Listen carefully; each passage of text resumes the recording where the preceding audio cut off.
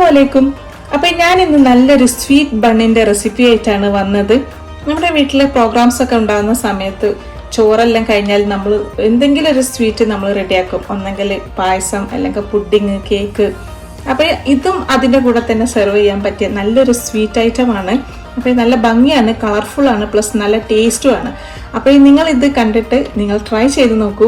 ഇഷ്ടപ്പെട്ടാൽ ലൈക്ക് ചെയ്യുക, ഷെയർ ചെയ്യുക. അപ്പോൾ ഇതിലോട്ടേക്ക് എന്തൊക്കെയാണ് വേണ്ടത് നോക്കാം, ഇതെങ്ങനെയാണ് ഉണ്ടാക്കുന്നത് നോക്കാം. അപ്പോൾ നമുക്ക് ഈ ഒരു സ്വീറ്റ് ബണ്ണ് തയ്യാറാക്കാനായിട്ട് വേണ്ടത് മൈദ എടുത്തിട്ടുണ്ട്, പിന്നെ വേണ്ടത് പഞ്ചസാര, പിന്നെ വേണ്ടത് ഒലിവ് ഓയിൽ, പിന്നെ ഇത് കുഴച്ചെടുക്കാൻ ആവശ്യത്തിന് വെള്ളം എടുത്തിട്ടുണ്ട്, ഒരു കപ്പ് മിൽക്ക്, ഒരു എഗ്ഗ് വേണം, അതുപോലെ ഈസ്റ്റ് എടുത്തിട്ടുണ്ട്. ഇനി ഫസ്റ്റ് നമുക്ക് ഈ ഈസ്റ്റ് ഒന്ന് സോക്ക് ചെയ്തിടാം. ഒരല്പം ഈസ്റ്റ് ആണ് എടുത്തത്.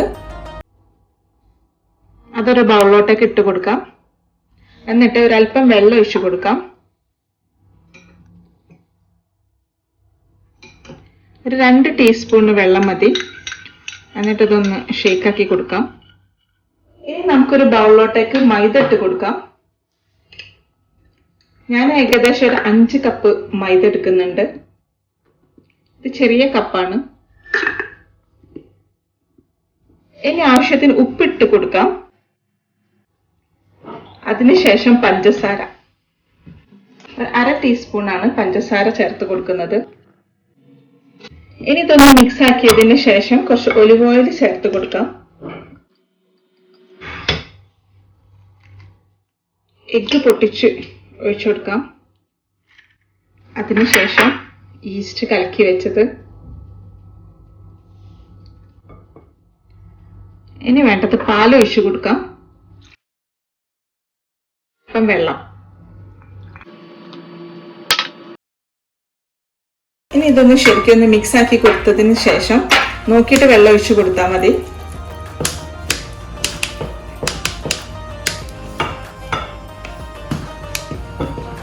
അപ്പൊ ശരിക്കും ഒന്നിങ്ങനെ കയ്യിൽ വെച്ചിട്ട് മിക്സ് ആക്കി എടുത്തിട്ടുണ്ട്. ഇനി ഇതിലേക്ക് വെള്ളത്തിന്റെ ഒന്നും ആവശ്യമില്ല, കറക്റ്റാണ് നമ്മൾ ഒഴിച്ചു കൊടുത്തത്. ഇനി കൈ വെച്ചിട്ട് ഇതൊന്ന് മിക്സ് ആക്കി കൊടുക്കാം. ഒരുപാട് ഹാർഡായിട്ട് കുഴച്ചെടുക്കേണ്ട ആവശ്യമൊന്നുമില്ല.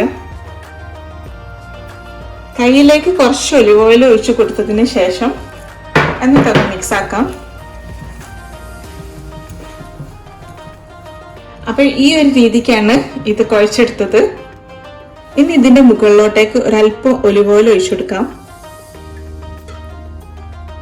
ഇനി നമുക്കിത് കവർ ചെയ്ത് വെക്കാം. ഇത് ഏകദേശം ഒരു 4-5 hours കവർ ചെയ്ത് വെക്കണം. തണുപ്പുള്ള സ്ഥലമാണെങ്കിൽ കുറച്ചധികം വെക്കണം, എന്നാലേ ഇത് ശരിക്കും പൊങ്ങി വരുള്ളൂ.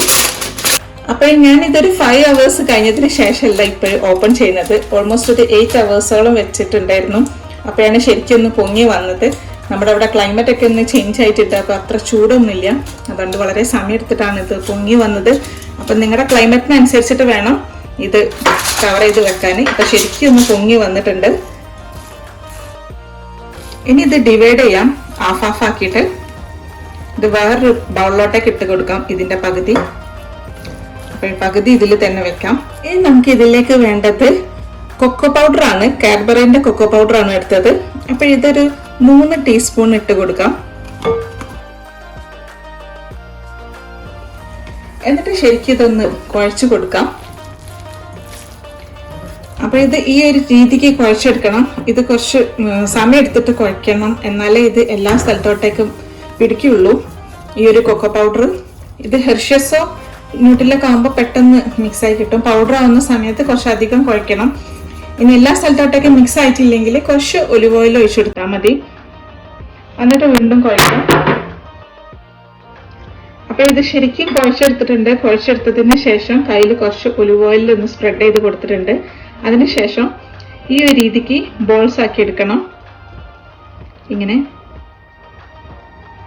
ഇനി വേണ്ടത് ബാംബൂ സ്റ്റിക്കാണ്.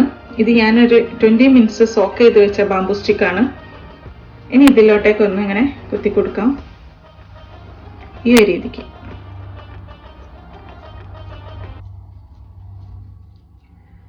അപ്പൊ ഈ ഒരു വൈറ്റ് പാർട്ട് ഉള്ളത് ഈ സെയിം രീതിക്ക് തന്നെ ബോളാക്കി എടുക്കാം.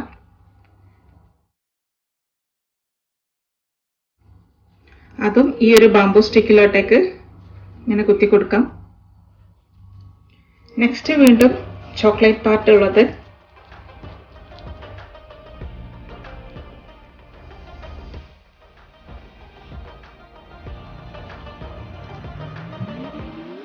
അപ്പോൾ ഒരു 4 ബോൾസ് ഇതേപോലെ ആക്കിയിട്ട് ഈ ഒരു ബാംബു സ്റ്റിക്കിലാക്കി റെഡി ആക്കിയിട്ടുണ്ട്. ഇങ്ങനെയാണ് ചെയ്യേണ്ടത്. അപ്പോൾ എല്ലാം ഇതേപോലെ റെഡി ആക്കിയിട്ടുണ്ട്. ഇനി ഇതൊന്ന് കവർ ചെയ്ത് വെക്കണം. ഇതൊരു 10 മിനിറ്റ്സ് കവർ ചെയ്ത് വെച്ചാൽ മതി. ഇനി നമുക്ക് ഇതിലേക്ക് ഒരു ഷുഗർ സിറപ്പ് തയ്യാറാക്കണം. അതിനായിട്ട് ഞാനൊരു നോൺ സ്റ്റിക്ക് പോട്ട് എടുത്തിട്ടുണ്ട്. അതിലേക്ക് പഞ്ചസാര ഇട്ട് കൊടുക്കാം.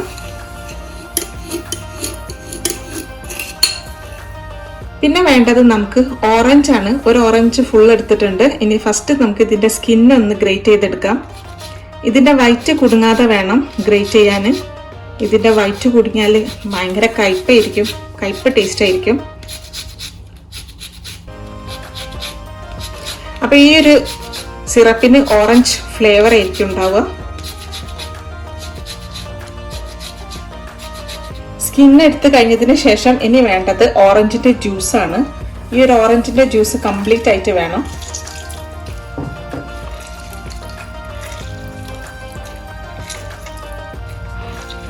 അപ്പൊ ഇതിലോട്ടൊക്കെ തീരെ വെള്ളമൊന്നും ചേർത്ത് കൊടുക്കുന്നില്ല. വെള്ളം ബട്ടർ ഒന്നുമില്ല. കാലി ഈ ഒരു ഓറഞ്ചിന്റെ ജ്യൂസ് മാത്രമാണ്.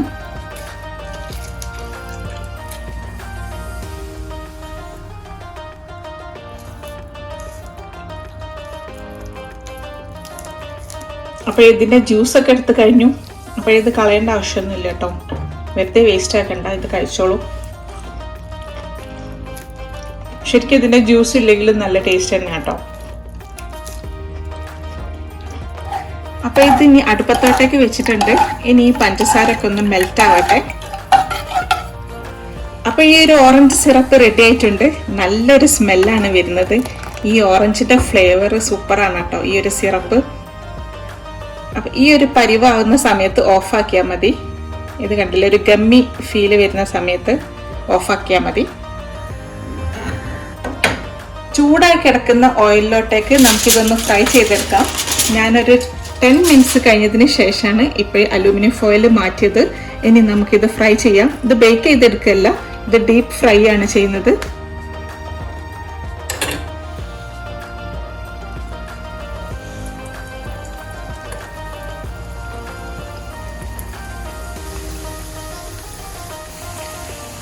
ഇതിങ്ങനെ ഈ രീതിക്ക് തന്നെ ടേൺ ചെയ്ത് കൊടുത്താൽ മതി.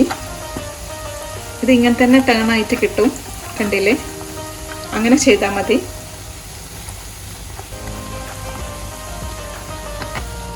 അപ്പൊ ഇത് റെഡി ആയിട്ടുണ്ട്. ഇനി ഇത് കോരി മാറ്റാം.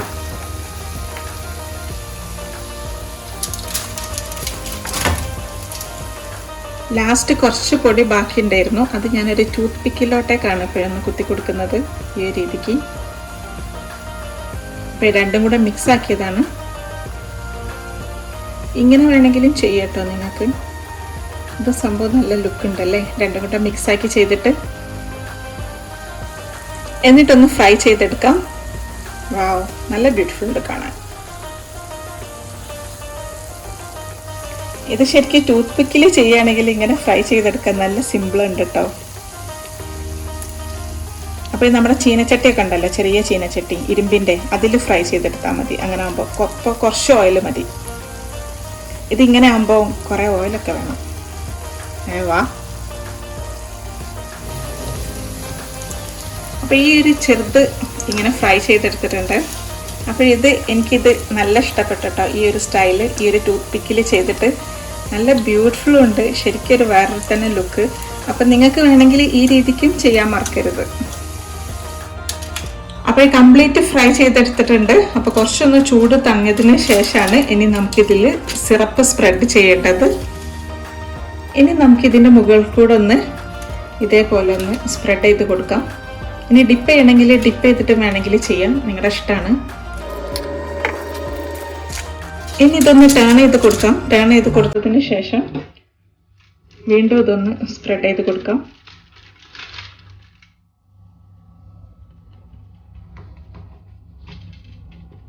ഈ രീതിക്ക് റെഡിയൊക്കെ ആണെങ്കിൽ ഇതിലിങ്ങനെ ഒന്ന് ഡിപ്പ് ചെയ്താൽ മതി. ഈ രീതിക്ക് ഒന്ന് കോട്ട് ചെയ്തെടുക്കുക. വാവ്, ഇത് സംഭവം പൊളിച്ചട്ടോ. ഇത് ശരിക്കും ഈ രീതിക്ക് ആക്കിയിട്ട് ഗസ്റ്റ് ഒക്കെ വരുന്ന സമയത്ത് സിറപ്പ് ഒരു ബൗളിലാക്കി വെച്ചാൽ മതി. അപ്പോൾ വേണ്ടവർ ഇതേപോലെ ഒന്ന് ഡിപ്പ് ചെയ്തിട്ട് ഇങ്ങനെ കഴിച്ചാൽ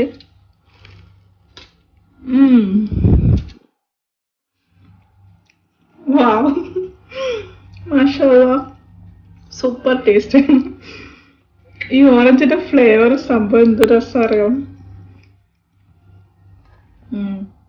അടിപൊളി. അപ്പൊ ഇത് ഞാൻ കഴിക്കട്ടെ കേട്ടോ. അപ്പോൾ നിങ്ങൾ എന്തായാലും ഇത് കണ്ടിട്ട് ഇതുപോലെ തന്നെ ട്രൈ ചെയ്യുക. ഇതിന്റെ മെയിൻ ഒരു ടേസ്റ്റ് എന്ന് പറയുന്നത് നമ്മുടെ ഈ ഒരു സിറപ്പ് തന്നെയാണ്. ഈ ഒരു ഓറഞ്ച് ഫ്ലേവർ ഉള്ള ഈ ഒരു സിറപ്പ് പൊള്ളിയാണ് കേട്ടോ. നല്ലൊരു ടേസ്റ്റാണ് ഇതിന് വരുന്നത്. നല്ല സോഫ്റ്റ് ആയിട്ട് വായിലിട്ടാൽ ഇങ്ങനെ അലിഞ്ഞു പോകുന്ന ടൈപ്പാണ്. അപ്പൊ ഞാൻ ഇതിന്റെ പേരൊന്ന് മാറ്റുകയാണ്. ഓറഞ്ച് സ്വീറ്റ് ബണ്ണെന്ന് നമുക്ക് വേണമെങ്കിൽ കൊടുക്കാം. ശരിക്കും ഒരു ഓറഞ്ച് ഫ്ലേവർ അല്ലേ. അപ്പൊ ഇൻഷാ അല്ലാഹ് നല്ല നല്ല റെസിപ്പി ആയിട്ട് ഞാൻ ഇനിയും വരുന്നതായിരിക്കും. അസ്സലാമു അലൈക്കും. ഇഷ്ടപ്പെട്ടാൽ ഷെയർ ചെയ്യാൻ മറക്കരുത്.